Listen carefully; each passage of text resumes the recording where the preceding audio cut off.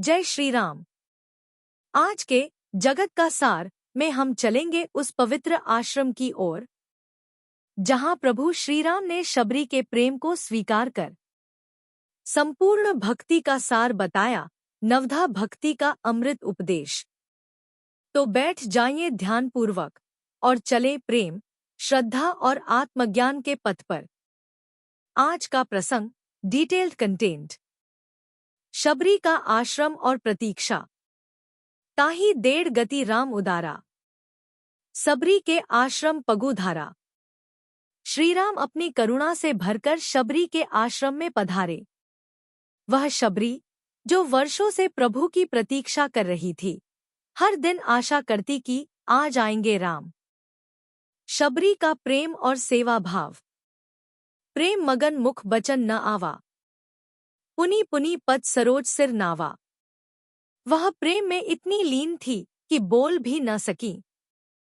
बार बार प्रभु के चरणों में सिर नवाया, फिर चरण धोकर उन्हें सुंदर आसन पर बैठाया। फल अर्पण, भक्ति की चरम सीमा। कंद मूल फल सुरसती दिए राम कहुआनी। प्रेम सहित प्रभु खाए बारंबार बखानी। शबरी ने प्रेम सहित जूठे फल भी प्रभु को अर्पित किए।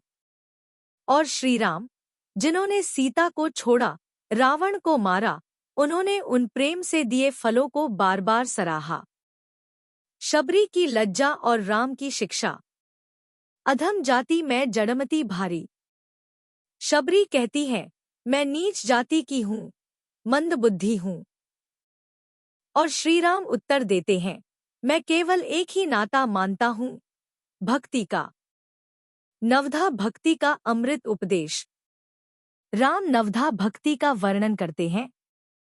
संत संग, भगवत कथा में प्रेम, गुरु सेवा और अमान, नम्रता, गुणगान कपट रहित, मंत्र जाप व दृढ़ विश्वास, दम, इंद्रिय निग्रह, शील, वैराग्य, सर्वत्र भगवान का दर्शन, संतोष व दोष दर्शन से बचना, सरलता और छलहीनता।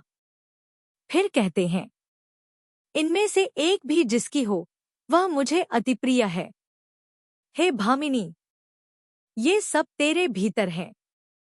तू वह गति पा गई जो योगियों को भी दुर्लभ है।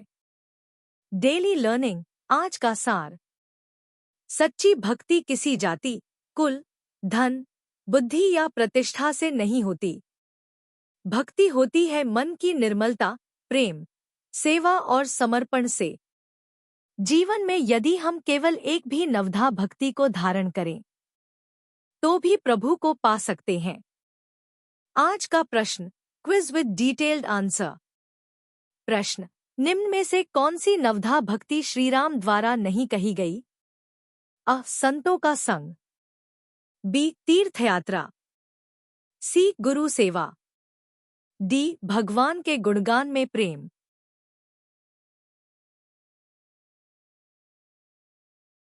उत्तर बी. तीर्थयात्रा। विस्तार, श्रीराम ने नवधा भक्ति में तीर्थयात्रा का उल्लेख नहीं किया, बल्कि उन्होंने साधना, संतसंग, सरलता, संतोष और प्रेम को प्रधान माना। शबरी की तरह हम सब भी प्रतीक्षा करें उस दिव्य मिलन की, जहां आत्मा परमात्मा से एक हो जाती है। और यह मिलन होता है प्रेम, भक्ति और सरलता से। यदि आपको आज के रामचरितमानस प्रसंग से समाधान या प्रेरणा मिली, तो उसे कमेंट में जरूर लिखिए। हम उसे अगले वीडियो में शामिल करेंगे, ताकि औरों को भी मार्गदर्शन और प्रेरणा मिल सके। और यदि आपकी कोई समस्या है और आप चाहते हैं कि हम उसका समाधान धर्म के आधार पर बताएं, तो भी कमेंट में जरूर लिखें।